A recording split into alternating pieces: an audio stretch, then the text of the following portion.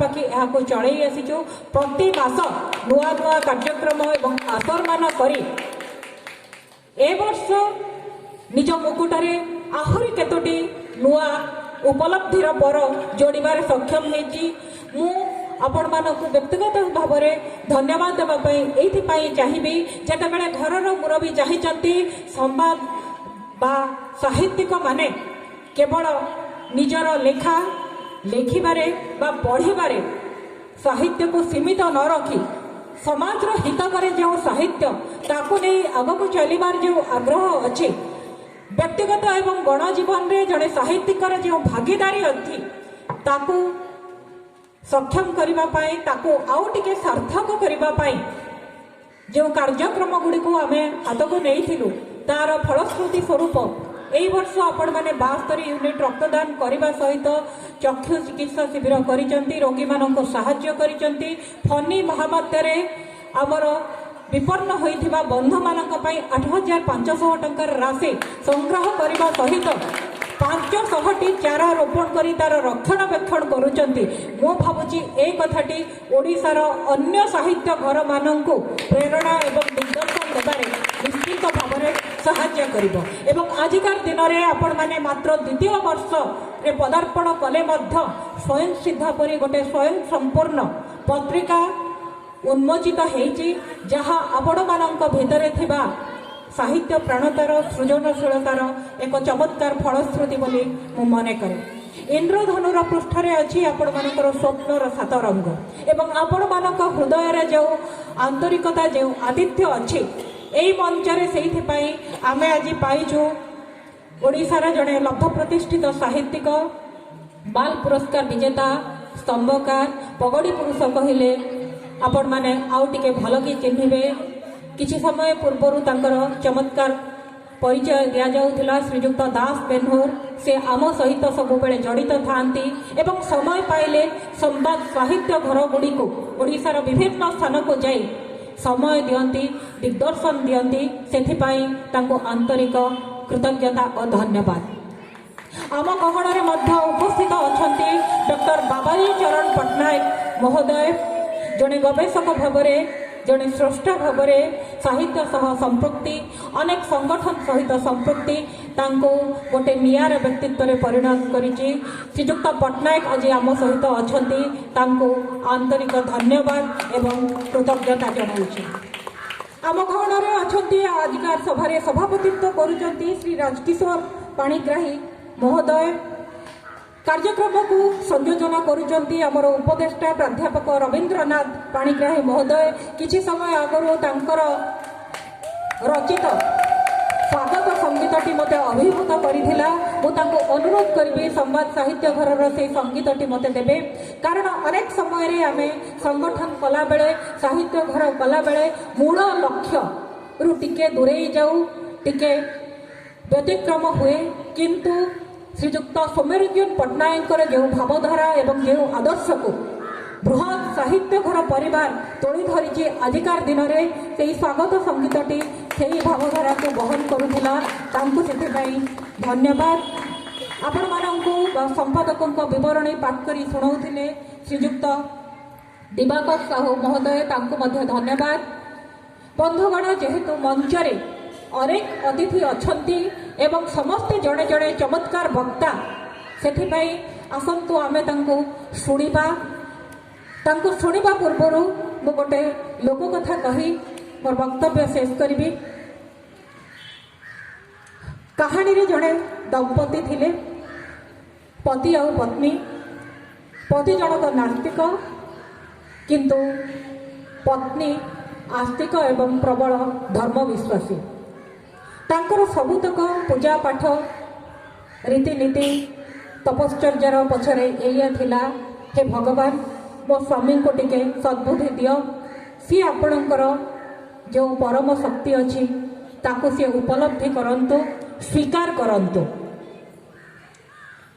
किंतु ता हेउ न थाए बरंच नास्तिक पति दिन को दिन भगवान को अस्तित्व को नहीं बेसी प्रतिक्रियाशील हेउथांती तांको कथावार्ता एवं भावभंगी रे सेटा फुटी उठुथाए।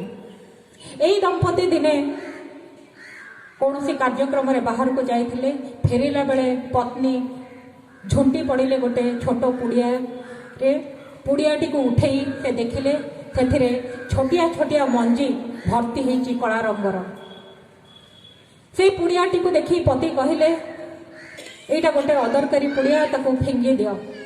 पत्नी जेहेतु झुंटी पड़ी पाद तलू ता हाथरू अजत्न खसी पड़ी पुड़ियाटी धरी से किंतु ताको मुठेई धरिले एवं ताको घर को नहीं आसिले पतिंकर विरक्ति एवं विरोध सत्वे ता परदिन पति हाथ में से पुड़ियाटी पड़गला एवं से पुणी थे पत्नी उपर विरक्ति प्रकाश कले जे रास्तार गोटे आड़ी पुड़ियाटी को एत जत्न कर साइती रखार कौन आवश्यकता नहीं ताकू से बारी आड़ को फिंगी देले। तापर उभय पति पत्नी से पुड़िया विषय भूली गले।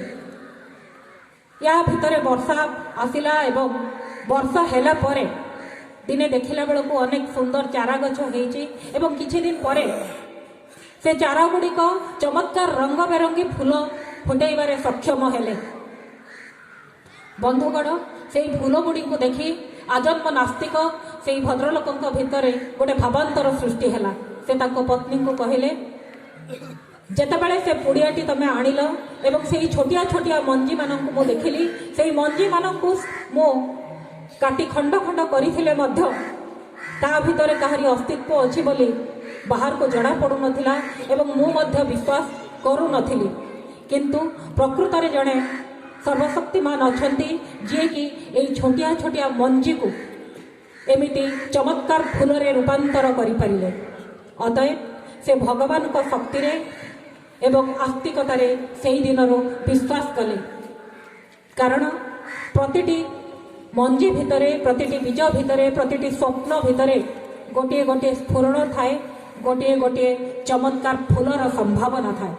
2011 मसीह जितेबाला संवाद साहित्य घर गठन है सेतेबेले आमे मध्य कहीं चिंता करि नथिलु जे संवाद साहित्य घर फूल और फल मंडी है सारा राज्यर 314टी ब्लॉक रे पहुंची पारिबो एवं आपण मानक परी अनेक सहृदय एवं सृजनशील मनीष यही यात्रा पथरे सहभागी हो दिन पर दिन सप्ताह पर सप्ताह मास पर मास एवं वर्ष पर वर्ष आम सहित गोटे सुंदर सृजनशील सारस्वत यात्रा रे सहभागी हो पारिबे बोली भगवान को आमे विश्वास करूँ।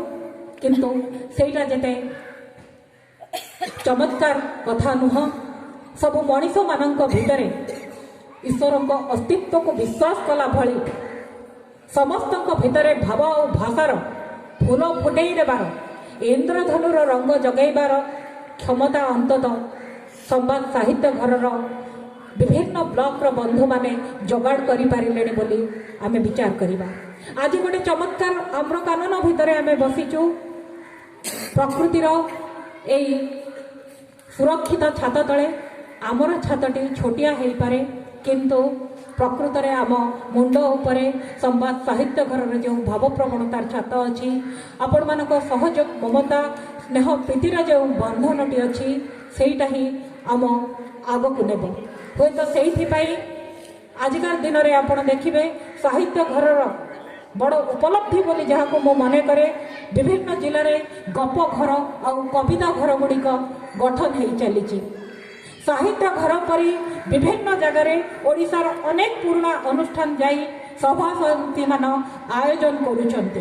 बंधुगण 2014 मसीहा मार्च मास 14 तारिख रे मार्च मास 13 तारिख रे आमे शास्त्रीय मान्यता पाइलु पाखापाखि 5 वर्ष बीती गलानी किंतु आपण मानकर जहार मने थिबो देखिथिबे से दिन संवाद पत्रर पृष्ठा मंडन करिथिला जो सरकारी विज्ञप्तिटी जो आडभटाइजमेंट से 5टी बहिर उल्लेख थिला सारला महाभारत 6 माण 8 गण तपस्विनी एवं पूर्णचंद्र भाषा कोश आमे माने भाव और भाषा को नहीं जेते संवेदनशील हेले भी आम आगरे ये जो 5टी पुस्तकर महिरू रही मु आशा करी श्रीजुक्त दास बेनहु अक्षर कीर्ति को नहीं अनेक कथा कहला बेले शास्त्रीय मान्यता सहित ए विषय को मध्य आपण सामने रखिबे। तेबे साहित्य घर को नहीं एवं आमर क्लासिक साहित्य बा जो बही गुड़िक आमको बाट देखाऊँगी से विषय गुड़िक उल्लेख कला बेले बेगुनिया संवाद साहित्य घर अनेक उल्लेखनीय उपलब्धि को मु साधुवाद जणाइबा संगे संगे यही आशा करी यही 2 दिनिया सारस्वत कार्यक्रम वर्ष पर वर्ष आपण को आहरी अनेक ऊर्जा देव एवं आपण माने आगे चलिए। समस्त को धन्यवाद। वंदे उत्कल जननी। जय जगन्नाथ।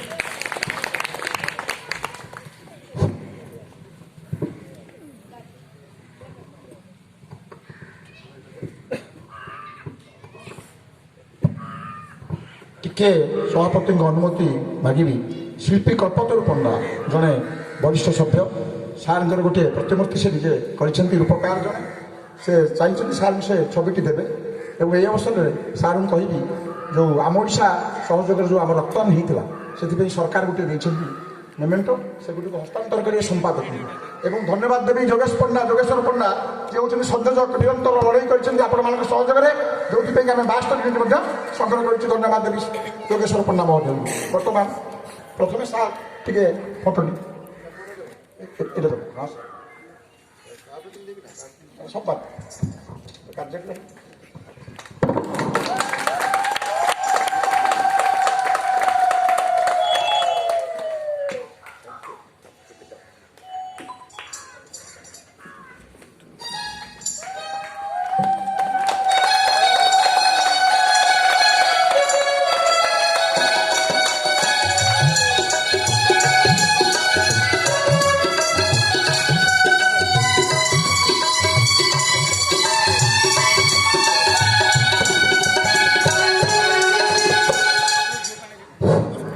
धन्यवाद देवी डॉक्टर लिंका महोदय को सारगर पद प्रेरणादायी उद्बोधन पाई एमती आगामी दिन में ये संवाद साहित्य घर प्रति यही अनुरक्ति रही था सदाले आम निकट में उपस्थित रही आमको प्रेरणा देवा सहित यह आहरी अधिक समृद्ध करने निकट में ईश्वर शक्ति दिंतु यह ही मोर कामना।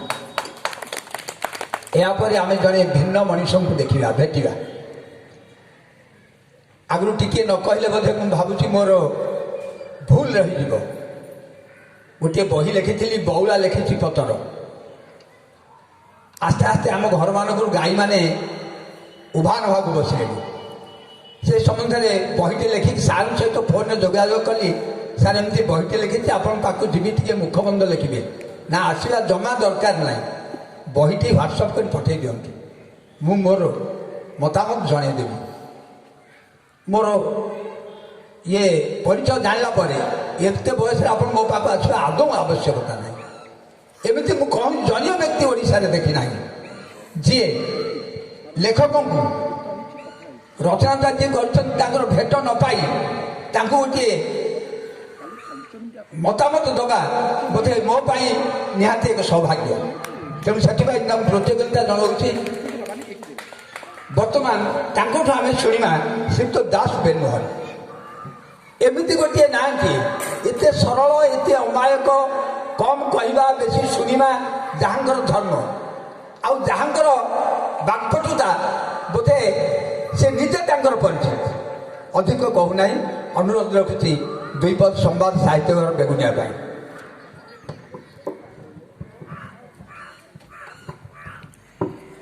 संवाद साहित्य घर तरफ आयोजित आज सभार सभापति श्रीयुक्त पाणिग्राही महोदय उद्घाटक संवाद साहित्य घर प्राण प्रतिष्ठाता श्रीयुक्त सौम्यरंजन पट्टनायक महोदय मुख्य अतिथि भाव में अच्छा प्रोफेसर बाबाजी चरण पट्टनायक महोदय संवाद साहित्य घर संयोजिका डॉक्टर शुभश्री लिंका महोदया पुणी संवाद साहित्य घर संपादक बंधु दिवाकर साहू महोदय आज वेदध्वनि माध्यम हम मान को उच्चाटित करिथिबा बंधु श्रीयुक्त खगेश्वर मार्था महोदय ଅପେକ୍ଷା କରିଛନ୍ତି ଆମକୁ ଧନ୍ୟବାଦ ଦେବେ, କାରଣ ଧନ୍ୟବାଦ ଦେଉଥିବା ବ୍ୟକ୍ତିଙ୍କୁ କେହି ସଭାରେ ସମ୍ବୋଧନ କରନ୍ତି ନାହିଁ। ଶ୍ରୀଯୁକ୍ତ ଡାକ୍ତର ଅମରେନ୍ଦ୍ରନାଥ ମହାପାତ୍ର ମହୋଦୟ, ମୋ ଆଗରେ ଅଛନ୍ତି ମୋର ଜଣେ ପରମ ବନ୍ଧୁ କବି ପ୍ରଫୁଲ୍ଲ କୁମାର ସୁବୁଦ୍ଧି ମହୋଦୟ, ବନ୍ଧୁ ସଞ୍ଜୟ କୁମାର ପାତ୍ର ମହୋଦୟ, ଉପସ୍ଥିତ ସଜ୍ଜନ ମଣ୍ଡଳୀ, ଭାଇ ଓ ଭଉଣୀମାନେ, ମୋଟେ ଲାଗୁନି ଯେ ଇଏ 2 ବର୍ଷର ବା ଦ୍ୱିତୀୟ ବର୍ଷର ଉତ୍ସବ। ମୁଁ ସେଥିପାଇଁ ପ୍ରଥମେ ରବିବାବୁଙ୍କୁ ସେଥିପାଇଁ ମୁଁ ଆଡ୍ରେସ୍ କଲିନି, କାରଣ ତାଙ୍କୁ ଅଲଗା ଭାବରେ ସମ୍ବୋଧିତ କରିବା ଦରକାର। ଇଏ ସମସ୍ତ ଘଟଣାକ୍ରମର ପଛରେ ଅଛନ୍ତି ଯିଏ ମେରୁ ଭଳି, ସେ ହେଉଛନ୍ତି ଶ୍ରୀଯୁକ୍ତ ରବୀନ୍ଦ୍ରନାଥ ପାଣିଗ୍ରାହୀ, ଉପଦେଷ୍ଟା, ସମ୍ବାଦ ସାହିତ୍ୟ ଘର। ମୁଁ ଭାବୁଛି ତାଙ୍କ ଭଳି ଉତ୍ସାହୀ ବ୍ୟକ୍ତି ଯଦି ଅନ୍ୟତ୍ର ମିଳିବେ, ସମ୍ବାଦ ସାହିତ୍ୟ ଘର ଆପେ ଚାଲିବ ନାହିଁ, ଆପେ ଦୌଡ଼ିବ। ଆମେ 1.5 ଘଣ୍ଟା ବିଳମ୍ବରେ ସଭା ଆରମ୍ଭ କରିଛୁ, ତେଣୁ ସେଥିପାଇଁ ମୁଁ ସମୟ ସଚେତନ। ଆପଣମାନେ ସମସ୍ତେ ଜାଣନ୍ତି ଆମର ଭାରତୀୟ ପରମ୍ପରାରେ ଆମେ ବେଶୀ ବିଶ୍ୱାସ କରୁ। ପରମ୍ପରାରେ, ଭାରତୀୟ ପରମ୍ପରାରେ ମାଙ୍ଗଳିକ ଧ୍ୱନି ଯେଉଁ କରାଯାଏ, 5ଟି ଧ୍ୱନି ଅଛି। ଗୋଟିଏ ହେଉଛି ଶଙ୍ଖଧ୍ୱନି, ଆଉ ଗୋଟିଏ କଣ୍ଠଧ୍ୱନି, ଗୋଟିଏ ବେଦଧ୍ୱନି, ଗୋଟିଏ ଜୟଧ୍ୱନି ଏବଂ ଆଉ ଗୋଟିଏ ହେଲା ଭାଟଧ୍ୱନି। ମୁଁ ପ୍ରାୟତଃ କେଉଁ ସଭାରେ ଏତେ ଦେଖିନି ଯେ ଯାହାକୁ ଯେତେବେଳେ ସମ୍ବୋଧନ କଲାବେଳେ ମା ଏବଂ ଭଉଣୀମାନେ ବାରମ୍ବାର କଣ୍ଠଧ୍ୱନି ଦେଉଛନ୍ତି, ହର୍ଷଧ୍ୱନି। କାରଣ ହୁଳହୁଳି ପକାଇବା ହେଉଛି ଆମର ମାଙ୍ଗଳିକ ବିଧିର ଗୋଟାଏ ଆଦ୍ୟ ଉଚ୍ଚାରଣ। ମୁଁ ସେଥିପାଇଁ ବେଗୁନିଆ ସମ୍ବାଦ ସାହିତ୍ୟ ଘରର ସମସ୍ତ ସଭ୍ୟା ସମସ୍ତଙ୍କ ନିକଟରେ କୃତଜ୍ଞତା ଜ୍ଞାପନ କରୁଛି। ଇଏ ହେଉଛି ପ୍ରକୃତରେ ଉତ୍ସବ। କାରଣ ଆଜି ଏଠୁ ସରିଲା ପରେ ମାନ୍ୟବର ଖଣ୍ଡପଡ଼ା ବିଧାୟକ ଏବଂ ସମ୍ବାଦର ସମ୍ପାଦକ, ସାହିତ୍ୟ ଘରର ପ୍ରତିଷ୍ଠାତା ଶ୍ରୀଯୁକ୍ତ ସମରେନ୍ଦ୍ର ପଟ୍ଟନାୟକ ଯିବେ ଆଉ ଗୋଟିଏ ମହୋତ୍ସବକୁ। ଉତ୍ସବ ପ୍ରକୃତରେ କ'ଣ? ଉତ୍ସବର ଯଦି ଶବ୍ଦର ଅନ୍ୱୟ ଦେଖିବେ, ଉତ୍ସୁ ମାନେ ପ୍ରସବ ବା ପ୍ରଦାନ କରିବା, ହେଉଛି ସୁଖ। ଯିଏ ସୁଖ ପ୍ରଦାନ କରେ ବା ସୁଖ ପ୍ରସବ ହେଉଛି ଉତ୍ସବ। ତେଣୁ ସମ୍ବାଦ ସାହିତ୍ୟ ଘରର ଏଇ ଉତ୍ସବ ଆମେ ଭାବିବା ଉଚିତ ଯେ ଆମକୁ ସେ କେଉଁ ସୁଖ ପ୍ରଦାନ କରୁଛି। କାରଣ ସୁଖ ପ୍ରଦାନ ନ କଲେ, ଯେଉଁଠି ସୁଖ ମିଳେନି ମଣିଷ ସେଠିକି ଯାଏ ନା। ଇଏ କେଉଁ ସୁଖ ଆମକୁ ଦେଉଛି, ଆମେ ସେ କଥାର ବିଶ୍ଳେଷଣ କରିବା ଆବଶ୍ୟକ। ମୁଁ 2ଟି କଥା କେବଳ ଆପଣମାନଙ୍କ ଆଗରେ ରଖିବି। ଗୋଟାଏ ଏହି ସୁଖର କଥା, ଆଉ ଗୋଟେ ହେଉଛି ସାହିତ୍ୟ ଘରର ପୃଷ୍ଠପଟରେ ଥିବା ମନୋଭାବର କଥା। ମଣିଷ ଓ ପଶୁ ଭିତରେ ଗୋଟେ ଫରକ ଅଛି, କାରଣ ମଣିଷ ବି ଗୋଟେ ପଶୁ। ଆମେ ବେଶୀ ଧ୍ୟାନ ଦେଉ, ସାଧାରଣ ଲୋକଟେ ବେଶୀ ଧ୍ୟାନ ଦିଏ ସେ ବାହାର କଥାଟାକୁ। ମଣିଷର ଭିତର ଅଛି, ବାହାର ଅଛି। ପଶୁର ବି ଭିତର ଅଛି, ବାହାର ଅଛି। କିନ୍ତୁ ପଶୁ ଭିତର ସମ୍ପର୍କରେ ସଚେତନ ନୁହେଁ।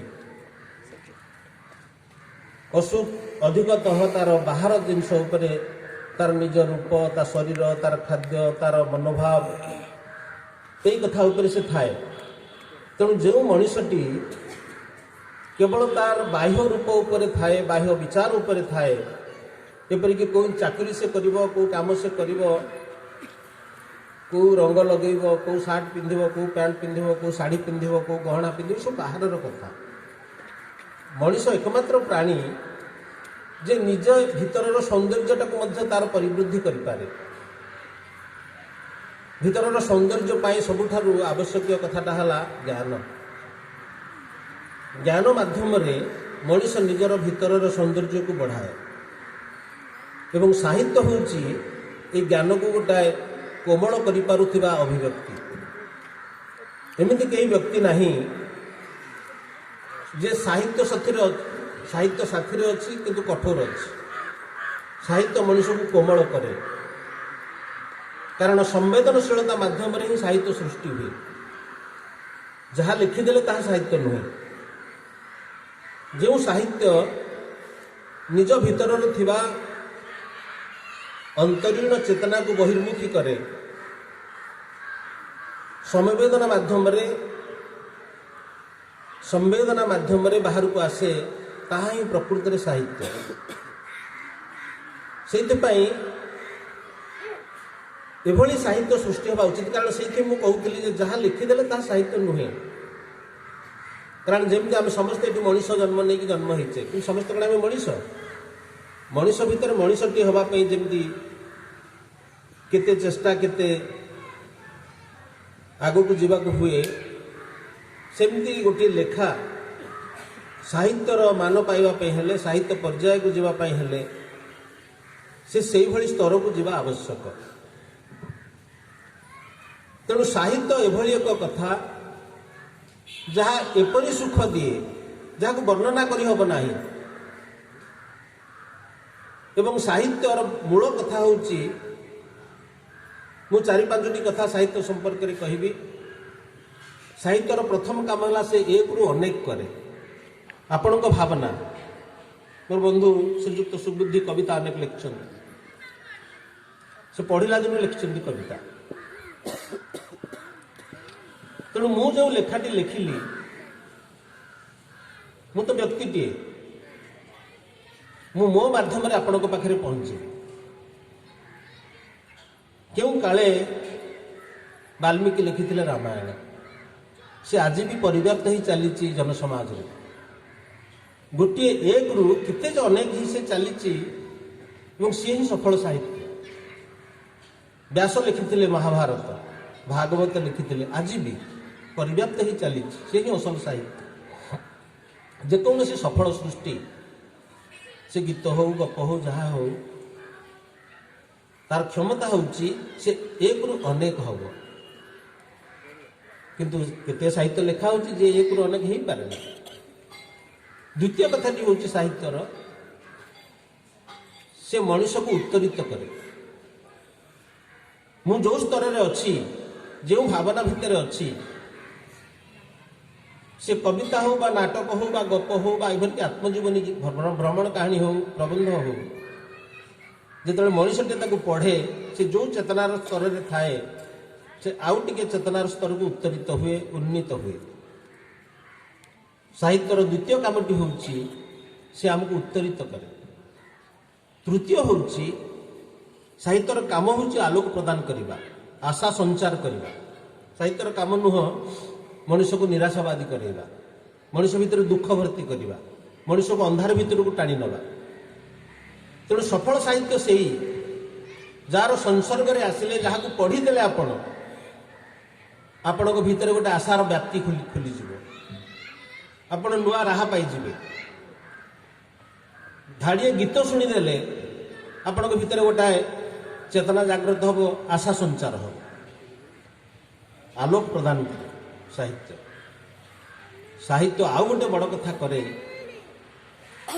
से जोड़े मनीष को केवल मनीष सहित जोड़ेनी गोटाए अंचल को आउ गोटे अंचल सहित जोड़ीदेव गोटे भाषा को आउ गोटे भाषा सहित जोड़ीदेव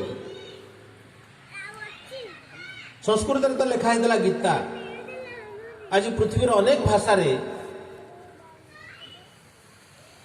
गीता पढ़ा मिलूँ सब भल भल ग्रंथ तार ना तो नेले तार असीम कथा से तो समुद्र परी कथा आम मैंने जो साहित्य सृष्टि करूँ से आपे जोड़ी हुए मु धरा जाऊ मुझे आप देखिथे साई नयन जड़ी में पानी जाऊँ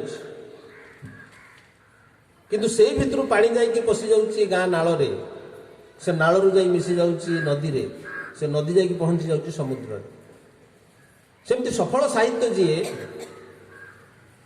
से गोटे स्तर बाहरी गोटे अंचल बाहरी गोटे भाषा बाहरी से भाषा पाचेरी डेई अंचल सीमा डेई कुआड़े कुआड़े परिव्याप्त हो जाए केवल आम ओडिया साहित्य भी ता नुहे जेकोसी भाषार साहित्य जितेबले सफलकामी हुए से सेतेबले जोड़ी दिए निजक नहीं अन्य भाषा सहित अन्य अंचल सहित अन्य मनीष मान सहित विश्व साहित्य तार मुहुर्मुहु परिकल्पना अच्छी वर्णना अच्छी मु बेसी समय से फसली ना तेणु ये संवाद साहित्य घर तैयारी कौन କାରଣ ବିଭିନ୍ନ ଅନୁଷ୍ଠାନ ତିଆରି ହେଉଛି ଆପଣମାନେ ଜାଣିଥିବେ। ଲୋକ ଅନୁଷ୍ଠାନ ଗଢ଼ନ୍ତି, କିଏ ଭୋଟ ପାଇଁ ଅନୁଷ୍ଠାନ ଗଢ଼ନ୍ତି, କିଏ ଲୋକ ସଂଗ୍ରହ ପାଇଁ ଅନୁଷ୍ଠାନ ଗଢ଼ନ୍ତି, କିଏ ପଇସା ରୋଜଗାର ପାଇଁ ଅନୁଷ୍ଠାନ ଗଢ଼ନ୍ତି, କିଏ ନିଜ କଥାକୁ ନିଜେ ପ୍ରଚାରିତ କରିବା ପାଇଁ ଅନୁଷ୍ଠାନ ଗଢ଼ନ୍ତି, କିଏ ମଧ୍ୟ ନିଜେ ବିଜ୍ଞାପିତ ହେବା ପାଇଁ ଅନୁଷ୍ଠାନ ଗଢ଼ନ୍ତି। କିନ୍ତୁ ସମ୍ବାଦ ସାହିତ୍ୟ ଘର ଏଭଳି ଏକ ଅନୁଷ୍ଠାନ ଯେ କେବଳ ସୁଖ ହିଁ ପ୍ରଦାନ କରେ। କାରଣ ସାହିତ୍ୟର ଆଧାର ହେଉଛି ସୁଖ, ଉତ୍ସବ ହେଉଛି ସୁଖ ପ୍ରସବ। ଏ ଯେଉଁ ଘର ବୋଲି ଯେଉଁ ଶବ୍ଦଟି ଲାଗିଛି, ସମ୍ବାଦ ସାହିତ୍ୟ ଘର, ଘରେ କିଏ ଥାଏ? ଘରେ ରକ୍ତ ସମ୍ପର୍କର ଲୋକମାନେ ଏକାଠି ହେଇକି ଥାଆନ୍ତି, ଗୋଟିଏ ପରିବାର। ଏବଂ ଯେଉଁମାନେ ଘରକୁ ପ୍ରାୟ ଆସନ୍ତି, କେବେ କେମିତି ସୂର୍ଯ୍ୟବନ୍ଧୁ ଆସିକି ରହନ୍ତି, ରକ୍ତ ସମ୍ପର୍କ ନଥିବା ମଧ୍ୟ ବନ୍ଧୁ ଆସିକି ରହନ୍ତି। କିନ୍ତୁ ଘର କହିଲେ ତାର ସ୍ଥାୟୀ ସଭ୍ୟ ହେଲେ ରକ୍ତ ସମ୍ପର୍କରେ ଥିବା ମଣିଷମାନେ। ସେ ପିଇସା ପିଇସୁ ହୁଅନ୍ତୁ, ମଉସା ମାଉସୀ ହୁଅନ୍ତୁ, ମାମୁଁ ମାଇଁ ହୁଅନ୍ତୁ, ବାପ ମା ଜେଜେବାପା, ଯେତେ ଯିଏ ସମସ୍ତେ ଗୋଟେ କୁଟୁମ୍ବୀ ସମ୍ପର୍କ। ତେଣୁ ଆମର ଯେଉଁ ପାରିବାରିକ କୁଟୁମ୍ବ, ତାର ମୂଳ ଭିତ୍ତି ହେଉଛି ରକ୍ତ। ରକ୍ତ ହିଁ ସମ୍ପର୍କକୁ ଯୋଡ଼ିଛି। ସେ ହେଉଛି ଘରର ଆଧାର। କିନ୍ତୁ ସାହିତ୍ୟ ଘରର ଯେମିତି ରକ୍ତ ହେଉଛି ପରିବାର ଏବଂ କୁଟୁମ୍ବର ସୂତ୍ର, ସେମିତି ସାହିତ୍ୟର ସୂତ୍ର ହେଉଛି ଭାବ। ଇଏ ସମ୍ବାଦ ସାହିତ୍ୟ ଘର ହେଉଛି ଭାବ କୁଟୁମ୍ବ। ଆପଣମାନେ ଯେଉଁ ଏକାଠି ହେଇଛନ୍ତି, ଆମେ ଏକାଠି ହେଇଛେ, ଆମେ ବର୍ତ୍ତମାନ କୁଟୁମ୍ବୀ ହେଇଛେ, ଭାବରେ କହିଛୁ ବୋଲି ବସିଛେ ଏଠି। ଆମେ ଇଏ ଭାବ ଯୋଡ଼ି ହବ। ଶ୍ରୀମତୀ ଲେଙ୍କା, ଡକ୍ଟର ଲେଙ୍କା ତ କହୁଥିଲେ, ଆପଣଙ୍କୁ କେତେ ବିବରଣୀ ଦେଇଛନ୍ତି। ସେ ବି କିଛି କମ୍ କରିନାହାନ୍ତି। ରବିବାବୁଙ୍କ ଭଳିଆ ସେ ମଧ୍ୟ ଅନେକ ଶ୍ରେୟ ପାଇବେ, କାରଣ ତାଙ୍କର ପ୍ରଚେଷ୍ଟାରେ ବର୍ତ୍ତମାନ ସାରା ଓଡ଼ିଶାରେ ଏତେ ଶାଖା ଖୋଲାଗଲାଣି, କେତେ ସଭ୍ୟ ସେ ତାର ସଂଖ୍ୟା ଦେଉଥିଲେ ଆପଣଙ୍କୁ। ବର୍ତ୍ତମାନ ସାହିତ୍ୟର ଏ ଯେଉଁ କୁଟୁମ୍ବୀ ସମ୍ପର୍କ, ଭାବକୁ ନେଇ ଯେଉଁ ସମ୍ପର୍କ, ଇଏ ପରିବ୍ୟାପ୍ତ ହେଉଛି। ଏବଂ ଘର ଯେମିତି ଗୋଟେ ମଣିଷ କାମ କରି ବାହାରେ ଯାଇକି ଯେତେବେଳେ କ୍ଳାନ୍ତ ହୋଇ ପଡ଼େ, ଯେତେବେଳେ ଆଶ୍ରା ଖୋଜେ, ସେ ଘରକୁ ଚାଲି ଆସେ। ଘରେ ଥାଏ ଘରଣୀ। ଘର ହେଉଛି ସବୁଠାରୁ ଶ୍ରେଷ୍ଠ ଆଶ୍ରୟସ୍ଥଳ, ଆଶ୍ୱାସନାର ସ୍ଥଳ। ସମ୍ବାଦ ସାହିତ୍ୟ ଘର ସେମିତି। ସମ୍ବାଦ ସାହିତ୍ୟ ଘରର ଘରଣୀ ହେଉଛି ସାହିତ୍ୟ। ସେଥିରେ ପିଲା ଅଛନ୍ତି, ବଡ଼ ଅଛନ୍ତି, ବୁଢ଼ା ଅଛନ୍ତି, ସମସ୍ତେ ଅଛନ୍ତି। ଏବଂ ସମ୍ବାଦ ସାହିତ୍ୟ ଘରର ଯେଉଁ କଥା କହୁଥିଲି ମୁଁ ଆପଣମାନଙ୍କୁ, ହୁଏତ ଆମ ଘର ଭିତରେ ନିଜ ପରିବାରରେ ଭାଇ ଭାଇରେ ବା ସ୍ୱାମୀ ସ୍ତ୍ରୀ ଭିତରେ ଟିକେ ଝଗଡ଼ା ଥାଇପାରେ, ଛଳନା ଥାଇପାରେ, ମନା କରାଯାଇପାରିବନି। କିନ୍ତୁ ସାହିତ୍ୟରେ ଛଳନା ନାହିଁ, କାରଣ ସାହିତ୍ୟର ଆଧାର ହେଉଛି ଭାବ। ରାମକୃଷ୍ଣ ପରମହଂସ କହିଛନ୍ତି ଯେ ଭାବେର ଘରେ ଚାଲାକି ଚଳିବ। ଚାଲାକି ଆଉ ସବୁଠି ଚଳିବ, କିନ୍ତୁ ଭାବରେ ଚାଲାକି ଚଳିବନି। ଏବଂ ସାହିତ୍ୟର ମୂଳ ଗଣ୍ଡି ହେଉଛି ଭାବ ସମ୍ପଦ। ଶେଷ କଥା, ମୋତେ ଡକ୍ଟର ଲେଙ୍କା ଦାୟିତ୍ୱ ଦେଇଛନ୍ତି ଯେ ଆମର ଯେଉଁ ଧ୍ରୁପଦୀ ସାହିତ୍ୟ ଅଛି, ଧ୍ରୁପଦୀ ସାହିତ୍ୟ କହିଲେ ତ ତାର ଧାରା ଆମର ଚର୍ଯାଗୀତି ଠାରୁ ଆରମ୍ଭ କରି, ଅଷ୍ଟମ ଶତାବ୍ଦୀ ଠାରୁ ଆରମ୍ଭ କରି, ସଂସ୍କୃତ ସାହିତ୍ୟ ଠାରୁ ଆରମ୍ଭ କରି ବର୍ତ୍ତମାନର ଯେତେ ସାହିତ୍ୟ, ତା ଭିତରେ ଯେଉଁ ସାହିତ୍ୟ ବା ଯେଉଁ ଲେଖା, ଧ୍ରୁପଦୀ ସାହିତ୍ୟ ହେଉଛି ସେଇ, କ୍ଲାସିକ୍ ଲିଟରେଚର ହେଉଛି ସେଇ। ସେଥିପାଇଁ ଧ୍ରୁପଦୀ ଶବ୍ଦ ଲାଗିଛି, ଯାହା ଚାଲିଥାଏ ଅବିଶ୍ରାନ୍ତ ଭାବରେ। ଇଂରାଜୀରେ କହିଲେ ୱିଥ୍ କଣ୍ଟିନ୍ୟୁଇଂ ଭ୍ୟାଲ୍ୟୁଜ୍। ସେଭଳି ଏକ ସୃଷ୍ଟି। କାରଣ ଆମେ କେହି ବର୍ତ୍ତମାନ ବାଲ୍ମୀକିଙ୍କର କେହି ସମ୍ପର୍କୀୟ ନାହାନ୍ତି। ବାଲ୍ମୀକିଙ୍କ କେଉଁ ପଲିଟିକାଲ ପାର୍ଟିର ନଥିଲେ ଯେ ବର୍ତ୍ତମାନ ତାଙ୍କ ଦଳ ଅଛି କ୍ଷମତାରେ, ସେ ତାର ପ୍ରଚାର ହେଉଛି। ସେ ନିଜେ ବାଲ୍ମୀକିକୁ ଧରି ଚାଲିଛି ରାମାୟଣ, ନିଜେ ମହାଭାରତ ଏବଂ ଭାଗବତ ଧରିକି ଚାଲିଛନ୍ତି ବ୍ୟାସଦେବଙ୍କୁ। ସେମିତି ମୁଁ ହୁଏତ ଯଦି ଭଲ ସୃଷ୍ଟି କରିଥିବି, ମୁଁ ମରିଗଲା ପରେ ବି ସେ ମୋତେ ନେଇକି ଚାଲିବେ। ଆଜି ଯେତେ ରବୀନ୍ଦ୍ରନାଥ ଠାକୁର ଆମ ଭିତରେ ନାହାନ୍ତି, ତାଙ୍କୁ ତାଙ୍କର ଗୀତାଞ୍ଜଳି ଅନ୍ୟ ପୁସ୍ତକମାନେ ଧରିକି ଚାଲିଛନ୍ତି। ତେଣୁ ସାହିତ୍ୟ ସାହିତ୍ୟିକକୁ ଆୟୁଷ୍ମାନ କରେ, ସାହିତ୍ୟ ଗୋଟାଏ ଅଞ୍ଚଳକୁ ମଧ୍ୟ ଆୟୁଷ୍ମାନ କରେ, ସାହିତ୍ୟ ଗୋଟାଏ ଭାବକୁ ମଧ୍ୟ ଆୟୁଷ୍ମାନ କରେ। ଯେଉଁ ଭାବ ସଞ୍ଚରିତ ହୁଏ ସାହିତ୍ୟ ମାଧ୍ୟମରେ ସିଏ ହିଁ ସମାଜକୁ ସୁନ୍ଦର କରେ। ସାହିତ୍ୟର ଶେଷ କଥାଟି ସେଇଥିପାଇଁ ହେଲା ଯେ ମଣିଷର ଭିତରକୁ କେବଳ ଇଏ ସୁନ୍ଦର କରେ ନା, ଇଏ ସମାଜକୁ ଜୀବନକୁ ମଧ୍ୟ ସୁନ୍ଦର କରେ। ମୁଁ ଅତ୍ୟନ୍ତ ଆନନ୍ଦିତ ଯେ ସୌମ୍ୟରଞ୍ଜନ ପଟ୍ଟନାୟକ ମହୋଦୟଙ୍କର ପରିକଳ୍ପନା ହେଉଛି, ସେ ବାରମ୍ବାର କହନ୍ତି, ତାଙ୍କର ଭାଷଣରେ ହୁଏତ ସେ କଥା ପୁଣି ଉଠିବ, ଯେ ସେ ଖବରକାଗଜ କରିଥିଲେ ମଣିଷକୁ ମଣିଷ ସହିତ ଯୋଡ଼ିବା ପାଇଁ, ସମୟକୁ ସମୟ ସହିତ ଯୋଡ଼ିବା ପାଇଁ, ଘଟଣାକୁ ମଣିଷ ପାଖରେ ପହଞ୍ଚାଇବା ପାଇଁ, ଖବରକୁ ମଣିଷ ସହିତ ଯୋଡ଼ିବା ପାଇଁ, ଅଞ୍ଚଳକୁ ଅଞ୍ଚଳ ସହିତ ଯୋଡ଼ିବା ପାଇଁ। ଠିକ୍ ସେଇ ଧାରାରେ ସାହିତ୍ୟ ମଧ୍ୟ କାମ କରୁଛି। ସାହିତ୍ୟ ଭାବକୁ ନେଇ ଖେଳୁଛି, ଆପଣମାନଙ୍କୁ ମଧ୍ୟ ଯୋଡ଼ୁଛି। ନହେଲେ ମୁଁ କିଏ, ଆପଣମାନେ କିଏ? ମୁଁ ହୁଏତ ଆସିଥିଲେ ସେ ଥାନା ପାଖରେ ଓହ୍ଲେଇକରି ମୋ ଭାଇ ସାଙ୍ଗ ପାଖକୁ ଯାଇଥାନ୍ତି, ପ୍ରଫୁଲ୍ଲ ବାବୁ ଘରକୁ ଯାଇଥାନ୍ତି।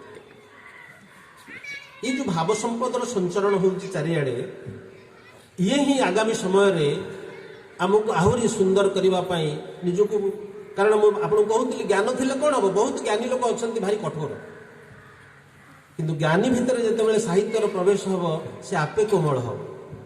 ସାହିତ୍ୟ କୋମଳ କରିଦିଏ, କେତେ କଠୋର କଥାକୁ କୋମଳ କରିଦିଏ, ପଥରକୁ ପାଣି କରିଦେବ। ସେଇ ଯେଉଁ ସ୍ୱାମୀ କଥା କହୁଥିଲେ ଶୁଭଶ୍ରୀ, ସେ ପଥୁରିଆ ଲୋକ, ତାଙ୍କ ଭିତରେ ଯେଉଁ କଥା ଘଟିଛି ସେ ଭାବର କଥା ଘଟିଛି। ଫୁଲକୁ ଦେଖିକିରି ତାଙ୍କ ଭିତରେ ଗୋଟାଏ ନୂଆ ଚେତନା ଜାଗ୍ରତ ହେଇଛି।